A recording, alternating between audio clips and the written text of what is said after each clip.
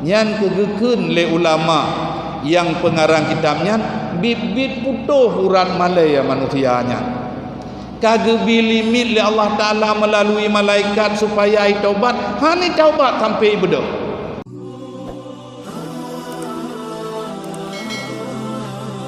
Ada mano le Imam Ghazali ke pegah yang syukur nikmat Allah adalah orang yang tudum kadar nikmat. Munya orang yang hana tudum kadar nikmat hana itu syukur. Kadar nikmat Tuhan menyotacok dari tubuh kita dari ujung sampai ujung kaki nyan mantang hae tabileung mutuji mutu meklep mata tik mantap nyan meklep mata lagi nyan wate tajak nyan dari daya luangin kena uluk ni nyan wate nyan buhna kacamata buhana cemblei po tabian macam binatang halu-halu tapi di saat roh mata langsung roh meklep nyan nikmat ya nyan mantang hae tabayu muruk kepegah dalam sebahagian kitab mitu etanyo tak puasa tu mudep tu tiap urang tak sembahyang tiap malam tu mudep tu tak bayar untuk klep matanya mantang haik bayu tu nyamanan pula sehingga syukur nikmat Tuhan legetanyo yang nabi rezeki Allah melalui Mekah dan melalui dari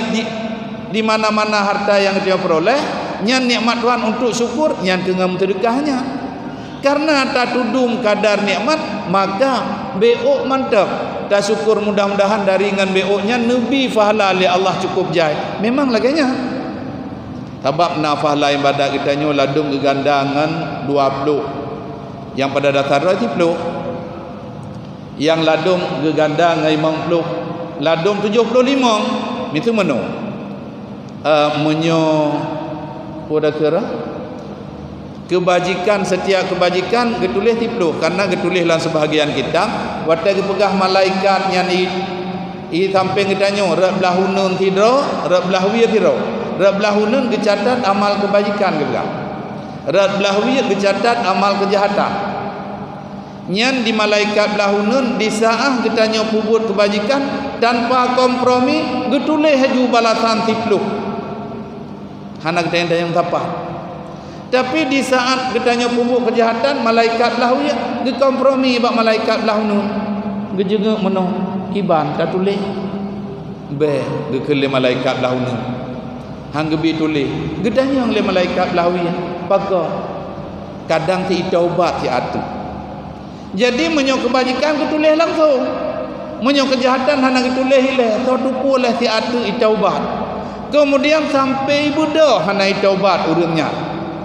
nyan kegekeun le ulama yang pengarang kitabnya bit-bit putuh urat malaya manusianya kagebi limit le Allah Ta'ala melalui malaikat supaya ai taubat hani taubat sampai bedo.